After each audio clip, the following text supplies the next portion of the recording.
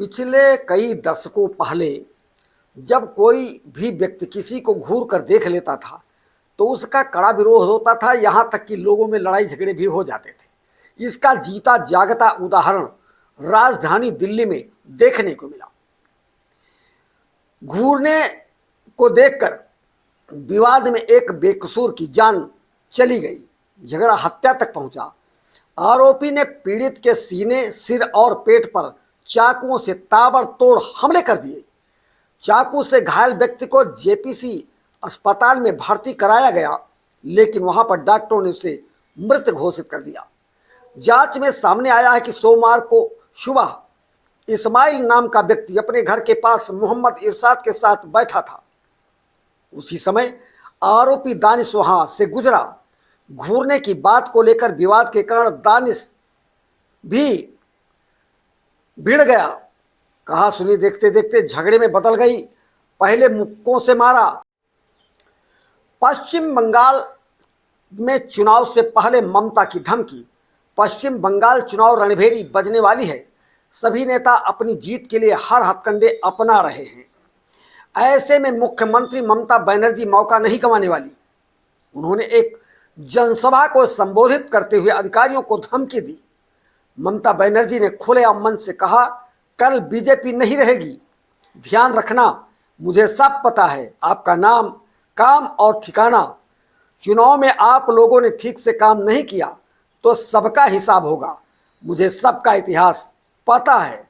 पश्चिम बंगाल में टीएमसी समर्थक ममता के गुंडे भी घर घर जाकर मतदाताओं को धमका रहे हैं। तलवार की तरह जबान चलाने वालों को ओवैसी की खुली चुनौती। असदुद्दीन ओवैसी ने पश्चिम बंगाल चुनाव के बीच अपने ऊपर लगने वाले सबसे बड़े आरोप का जवाब दिया। उन्होंने कांग्रेस, टीएमसी व लेफ्ट पर बरसते हुए चुनौती दी और कहा कि यदि दम है तो भारतीय जनता पार्टी को हरा कर दिखाओ। कुछ लोग हम पर इल्जाम लगाते हैं कि ओवैसी इलेक्शन लड़ता है तो बीजेपी को फायदा होता है। बंगाल 294 पर कांग्रेस, 250 पर टीएमसी। ओवैसी तो केवल 11 सीटों पर चुनाव लड़ रही है। 270 पर तुम जीतो और भारतीय जनता पार्टी की दम है तो हरा कर दिखाओ।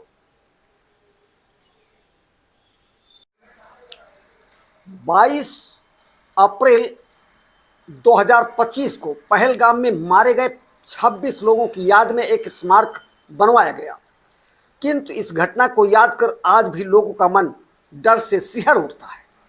पहलगाम बरसी से पहले कश्मीर के सामाजिक और राजनीतिक कार्यकर्ताओं ने पाकिस्तान प्रायोजित आतंकवाद पर तीखा हमला बोला।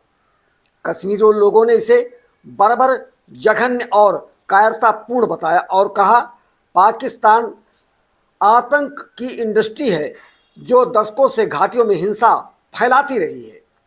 कश्मीर के लोगों ने अंतर्राष्ट्रीय समुदाय से पाक के खिलाफ कड़े कदम उठाने का अनुरोध किया है। नोएडा में modified silencer, hooter, pressure horn पर सरकार का कसेगा शिकंजा। इनका प्रयोग करने वालों पर सख्त कार्यवाही की जाएगी। इनके प्रयोग से फैलता है ध्वनि प्रदूषण।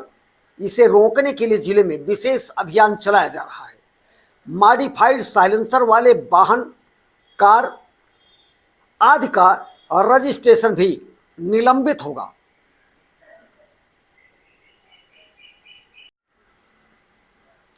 फतेहपुर में चर्चित आर्यन यादव चाय वाले के विवाद में समाजवादी पार्टी के मुखिया अखिलेश यादव की एंट्री के बाद अब बाराबंकी में सियासत गर्म हो उठी है। ऑल इंडिया पसमादा मुस्लिम महाज के प्रदेश उपाध्यक्ष वसीम राइन ने अखिलेश यादव पर जमकर हमला बोला। राइन ने सपा को मुसलमान विरोधी करार दिया और आरोप लगाया कि अखिलेश यादव का प्रेम सिर्फ यादवों के लिए है, जबकि मुसलमानों को हमेशा उन्होंने केवल और केवल ठगा है।